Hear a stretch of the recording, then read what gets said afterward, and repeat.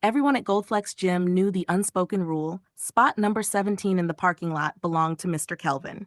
The tall, reserved black man had been a member for years, always arriving early and leaving without fuss. But then came Miss Bella, a bleach blonde energy drink in human form who seemed to take personal offense at the very sight of Kelvin. She had this habit of pulling up her tiny white SUV right behind his car, muttering under her breath like a cartoon villain. That particular Tuesday evening, after an intense gym session, people were winding down, stretching, chatting, and heading to their cars. Kelvin, towel over his shoulder, was unlocking his vehicle when Bella stormed over, ponytail swishing like it had its own anger issues. "You think this space is yours just because you— what? Smile nice? Or because you're playing some pity card?" she sneered, voice raised just enough to draw attention. Phones came out immediately. A couple of young guys in hoodies whispered, "Yo, this is going on TikTok." She didn't care. She actually got louder. "People like you always think rules don't apply." The hypocrisy was laughable considering she'd been stealing other people's spots for months. Kelvin stayed calm, which only seemed to fuel her theatrics. "Say something. Or can't you?" she shouted, hands on hips.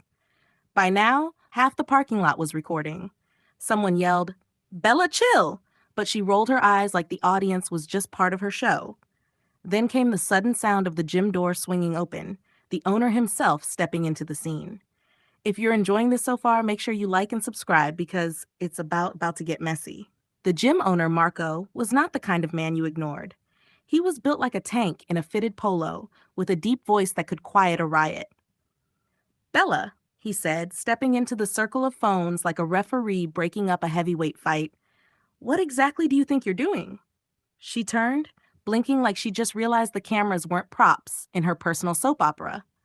"I'm just explaining to him that this isn't his spot." Her tone was suddenly sweeter, but the parking lot had already witnessed the banshee version of her. Marco raised an eyebrow. "Explaining? You've been screeching like a fire alarm for 10 minutes. Everyone here knows that spot has been Kelvin's since before you signed up." Kelvin leaned against his car, silent, watching her dig herself deeper. Bella crossed her arms. "Well, maybe some people shouldn't get special treatment just because." She stopped mid-sentence, realizing she was one syllable away from internet infamy. Too late. Half a dozen phones caught the pause, the lip curl, the unspoken word. Marco stepped closer, his voice lowering but carrying an unmistakable edge. "Bella, this is a place for respect. If you can't manage that, you can find another gym. Tonight." The crowd murmured, some gasping.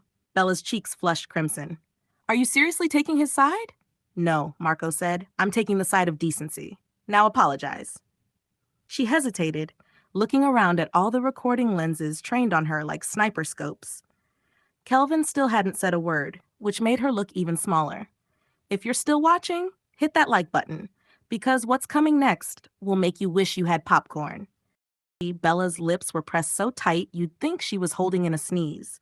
The crowd leaned in like it was a championship match. One guy in the back even whispered, "Say sorry, Karen," earning a ripple of laughter. Marco didn't move, didn't blink. He just stood there radiating the kind of authority that made even grown men fix their posture. Bella finally let out a scoff. "Fine. I'm sorry if you felt offended." The air went still. Someone in the crowd muttered, "That's not an apology. That's an insult wearing lipstick." Phones shook from suppressed laughter. Kelvin finally straightened up, unfolding his tall frame with the calm grace of someone who had weathered storms far worse than this petty drizzle. He took a step toward her, not threatening, but enough to make her take one back. His voice was deep, steady, and carried over the murmurs. "No, Bella. You're not sorry. You're embarrassed. There's a difference." Her eyes widened. "Excuse me?" He didn't raise his voice, but every word felt like it had been carved in stone. "You've been trying to make me small since the first day you saw me park here. You thought if you were loud enough, entitled enough, people would believe you. But now everyone sees you for what you are." The crowd erupted in murmurs, some cheering, others shaking their heads. Bella glanced around, and for the first time, her confident smirk wavered. Marco folded his arms. "Try again, Bella.